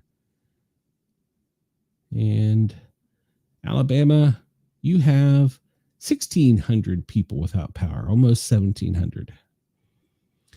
Currently, Lorenzo is still out there chugging along in the Atlantic, and it is expected to turn back to the east in a dramatic change Wednesday morning. It's going to be pushed by that low, so it's going to stay out to sea, and it doesn't appear that it's going to bother anyone. So that's good news in the Atlantic. Take a good picture here of the Atlantic and see, it's still churning out there. We can still see the clouds offshore in the northeast there associated with that storm. Good Lord. There you go. Zoomed out version of it. You can see the clouds from Nova Scotia all the way down to, coastal Carolina, almost to the Georgia-Carolina line. So that's pretty good sized storm. And luckily, there's no two eye walls as there was yesterday. So, and the Gulf of America doesn't appear that much is going on. So that's good news. And this is temperatures. Yeah, I think this is just temperatures showing the temperature of the water. It's still pretty warm from, it looks like from Virginia Beach down. It's still pretty warm. It's cooling off though down closer to Jacksonville. So if you're going to go to the beach, hint, hint, need to go soon. These are the Google AI versions of storms. And as you see there, Lorenzo is anticipated to continue to go out to the east, and then eventually it's going to turn back to the north and the south, but it's not going to do much.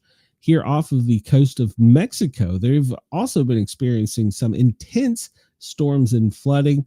That's what's pushing up the west coast. So keep your eyes on that. If you're in Mexico down there, you have lots of rain on your western coast, and then down just prior to South America. No tsunami warnings watches are in effect right now. And we look at temperatures right now, the hottest spot in the U.S. Well, I gotta change this back to Fahrenheit for us. So let's go down under first. So I'll change it back to Fahrenheit then. So I'll feel better about it. And it looks like in Australia right now, Darwin is your warmest. No, I'm sorry, Broome is 27. Darwin, you're at 26. Adelaide, you are at 6. And Sydney, you're currently at about 16. Brisbane, 17. And get to Cairns, 26. And let's see, 15 in Perth and 18 in Canberra. All right, we'll switch this to Fahrenheit because I freaked out when I looked at it. I was like, wait a minute, what is that? I wish it had an easier way of switching this where you could do it, on the fly. Okay. Wind speed, temperature, Fahrenheit. There we go. All right. So we'll look and see here in the lower 48, who is the warmest right now?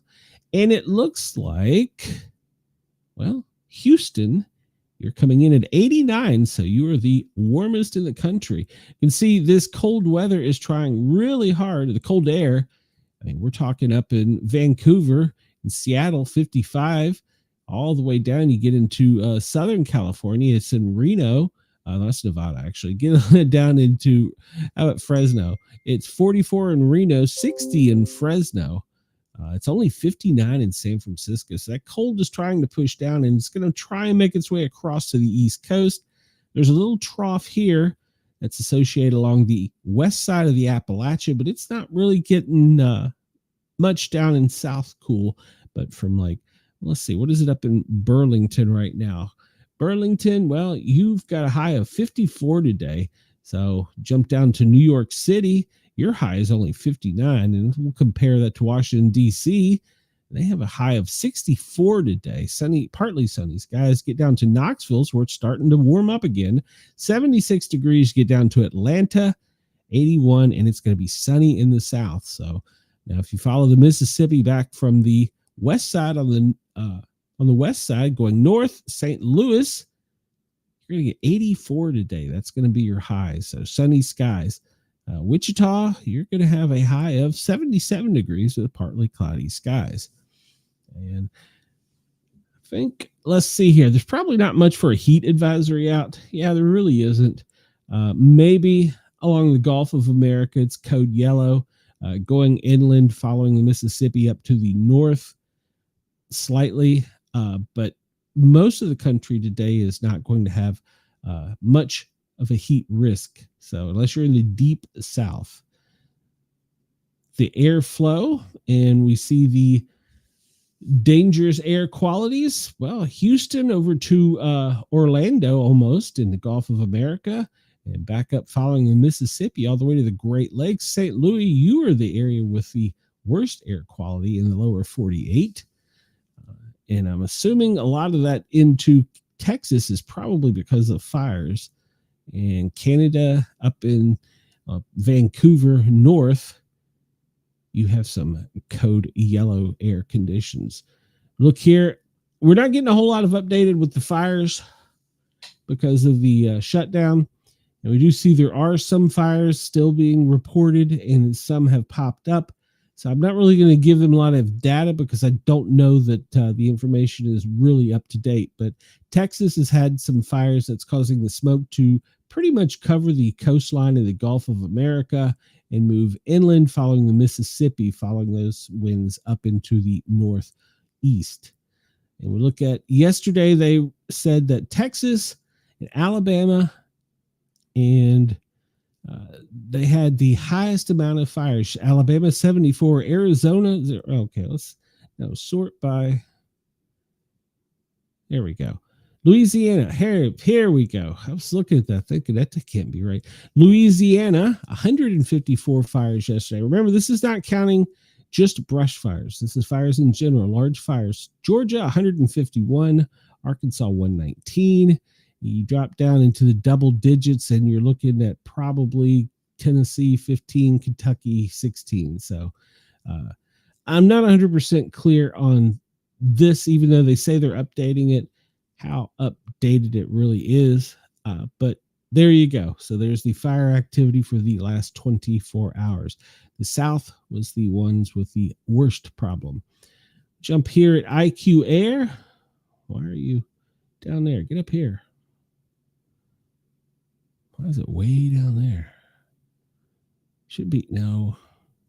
Here we go. Maybe that'll fix it. There we go. Worst city right now is Delhi in India. Pakistan, well, right behind that. Manila in the Philippines. These are all areas with bad air quality. Looking at the lower 48, we talk about that smoke that was coming out of Texas. That's what's causing it there. And let's look at the wind speeds up here on these storms in Alaska.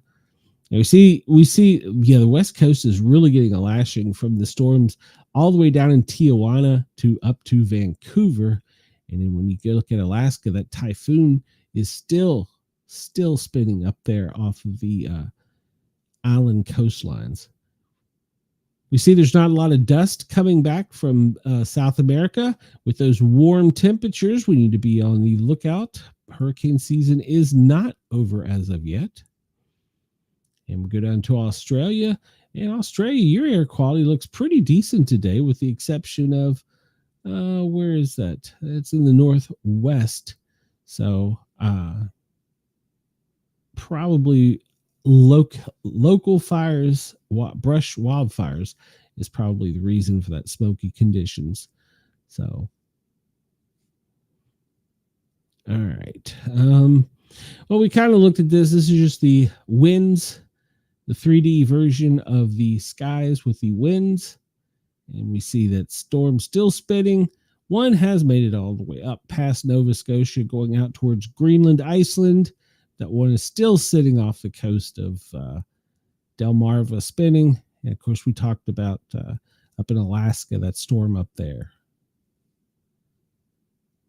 We're going to skip ahead just a little bit. And the last earthquake was in Western Turkey, a 4.0. Look and see if any of these areas in our viewing areas, will hit them real quick. So I'm going to try and get to this new toy I downloaded. All right, so I'm not seeing much there. And we're going to skip that today. And it's the event list. We've talked about most of this being weather, where out in Asia, the typhoon there is causing all kinds of problems. Hopefully it's spinning back out to sea. So Hawaii, you've had problems with both drought and volcano. Of course, there is Humberto spinning out in the Atlantic. What do we have? 3 new notifications. Guam flash flood, high surf in the Outer Banks, which we talked about, and in Hatteras Island flooding. Jump down to Australia and see. Yeah, here's probably the wildfires that we were seeing the smoke from in Western Australia and in Northern Territory. Some fires that are causing some problems, and actually one in Queensland. So, all right, we'll skip that. All right, so we want to look at this first. This is our normal. We look at military planes. We look here at all the actual air traffic above us. We're going to filter it out, and it's all military at this point. And take a look at some of the things here. But I've got something new I've downloaded, and I wanted to compare it. But the main thing I wanted to look at was how the difference in the two. There we go. All right, so you see there the military version that the one has. You see that it obviously isn't showing all of the aircraft. It's pretty close. It's not showing all of the aircraft. But what I really wanted to get back up there, pay attention to, because on this one, you can turn it and you can show, by zooming out, the higher flyers that we haven't typically been able to see. And there's not really a reason for that other than that these aren't tracked. But like we zoom in on this one right here, it doesn't say what type of aircraft it is, but it's stationary. So it's sitting there at 90,000 feet. So if you look at that and you say, all right, well, this is at 90,000 feet. What's it doing up there? Well, just picture a ring around it. And at that altitude, it's a pretty large ring. Every time your phone goes off or you get data on your phone, if you're in the footprint, in other words, the listening area of that vessel, we'll call it, that's at 90,000 feet, it hears you. So that was what I wanted to give a lot of attention to. We see there's one right over pretty much the center of the country. There's one to the northeast, which would probably covering the Ohio Valley. We've got them out here on the west coast. There again, that one's at 83,000. This one is at 80,000. So they're sitting up there. They're stationary. They're just kind of listening. They're not doing a whole lot. Now, this does have more military traffic. It's a lot more confusing to look at than the other, but you can zoom in and get better detail of the different types of craft. And you can see them from different angles. It's showing them by their altitude. Let's see if I can, bear with me. I'm still learning this. All right. So once again, we're looking from the south, looking to the deep north. And we see these really high flyers up here, 90,000 feet. Whatever that is, it's sitting still and it's just listening to everything that it can hear in its footprint. And at 90,000 feet, that's a pretty big footprint. I mean, it looks to be pretty much right over, oh man, Colorado. It's right pretty much dead center in the country. There's one off of the west coast. It's out to sea, but it's at 83,000 feet. So it's listening to something out there. Another one up here off of the coast of Alaska. It's at 80,000 feet. So there's something out there they're listening to. They don't tell you what. These things don't exist, but they're there. And you can track them. This comes to me from, it's called Sky Glass. I watch another show, and he is very intensive, and he knows this like the back of his hand and can zoom in on any of them, tell you exactly what it is, what it's doing. I just wanted to make us aware of these high flyers we've been missing because they don't show up, because the way this other site works, the ABS tracking, the way this works is these aircraft are talking electronically to air traffic control, and this is picking them up as they're moving. But the ones that aren't moving, well, they don't have to talk. They're just sitting up there at 90,000 feet, whether they're a drone or a balloon, and kind of listening. So they don't have to tell anyone or anything they're there, especially at that altitude. We're looking at near space. But yeah, so I'm still learning this one. Bear with me. If anybody wants to, as I learn this is a subscription-based service. You get even more information if it's a subscription-based service. If any of the listeners want to help out, I would gladly accept donations that would go just to this. It was see over here off of the coast of Europe, actually deep in the heart of Europe. There's several high flyers over there. We look at this one's at 62,000. That one's at 62,000. Let's go down. Look at it. There's almost four of them back to back at 62,000 elevation. So, and this one also, like I said, I got to learn how to use it, shows more of the areas of the world that don't necessarily, like this is a Turkey aircraft. We may not see that on that other one. So it's pretty interesting.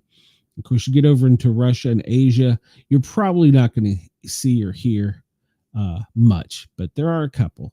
That one there, well, that's a U.S. vessel, so of course it's talking. It's a Gulfstream, and that is also a U.S. vessel, so not much going on up there in the Alaska Peninsula, but when you come down into the lower 48, man, there's a lot of activity down here.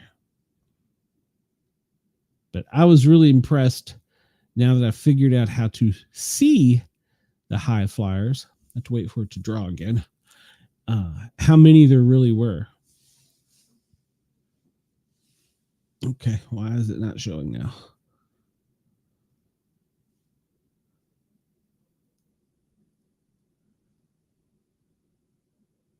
It should be refreshing. Why is it not refreshing? There we go. Well, no.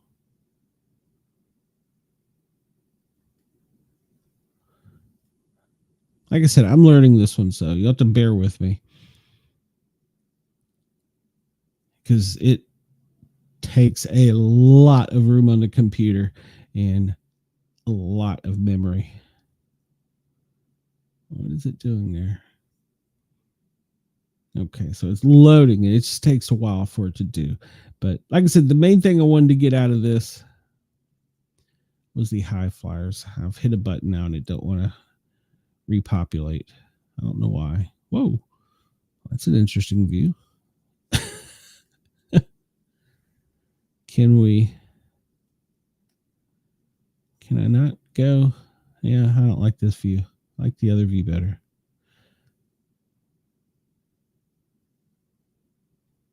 Like I said, I'm learning this, so bear with me. We'll play with it. We'll go back to the other one for now until I get that figured out. We just got a few minutes left here, and we see lots of C-17s flying around, transports. You can see if there's any P-8s, possibly a P-8 going from the Seattle coastline straight down. That's interesting. Yep, there's two of them. So, all right, there's two P-8s off the west coast, and there is the E-3. Well, if you know anything about military, remember I said there was a high flyer over here. Well, this is a military ship that flies high too, but it is completely mobile and it picks up everything as it goes anywhere in a very large proximity of it. So they're listening to something out there for some reason, which is what our government does. Let's go over here and see if there's anything on the East Coast. And it's probably a cargo vessel coming back from overseas. That's a Canadian vessel, C-17. And a lot of these are just transports and trainers. Oh, there's a military E-2. See, there you go, right there. They're up here doing a little circle off of the coast of Virginia Beach down in Chesapeake Bay. They're listening to something out there. I'm not giving away any state secrets here, so don't anybody at me. This is all public domain knowledge and information. You can take it for what you want. I mean, obviously, this is a lot of training down in the Gulf of America. That's where they train most of our fighter pilots and our helicopter pilots. There's a lot of activity always in the Gulf of America. In fact, you see there's some T-38s there. Remember, I told you a few weeks ago they were using the T-38s to train as bad guys with the other guys to come look for them. So you start seeing those pop up, and a lot of that's probably fighter jet training. Of course, there's a big controversy now in the military about why do we need fighter jets when we have drones. So that's a big controversy happening right now. So all right. Well, I don't see much else going on. Lots of transports, lots of training. I don't see any refuelers. I don't see any special air missions. But there's more up there than that one shows. Oh, why it's not refreshing? It was doing so good. Then I hit a button. I don't know what the hell button I pushed. Don't hit it again, Glenn. Because it was really showing us some good data and information there. Once again, Skyglass, you can go check it out, and you can see all this for yourself. This is not top secret information. This is all public domain. All right. See, I've got to figure out how to work this, because you can see a lot of things with this that I just haven't learned how to use yet. So I will learn it. I will play with it and figure it out, and I'll get it so that when I share the information, you can see. But the main thing I wanted you to see was the high flyers and how much of the country they were covering. It was pretty impressive. Oh, load. Okay. I don't understand why it's no longer showing them. Is that showing them all over there on the west? What the heck?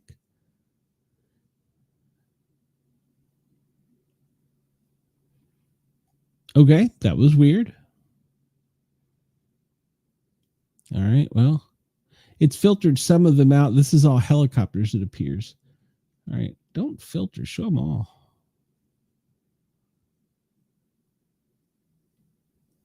Well,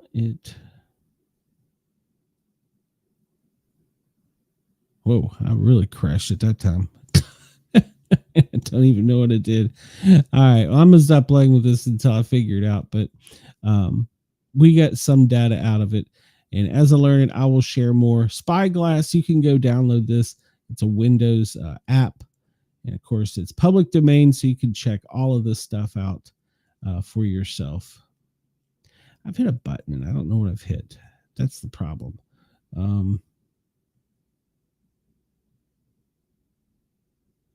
Until I figure out. Yeah, I mean, you can even put in and search for specific ones, and this is pretty good.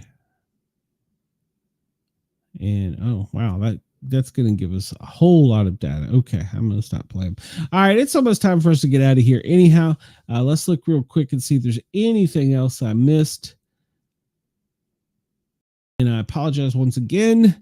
I'm currently on the right time today. So, we'll look at this real quick. All right, so we saw those were definitely all military. Look here at the civilian ones. So is this weather related? Is it amateur radio? There's still a lot of balloons up in the air.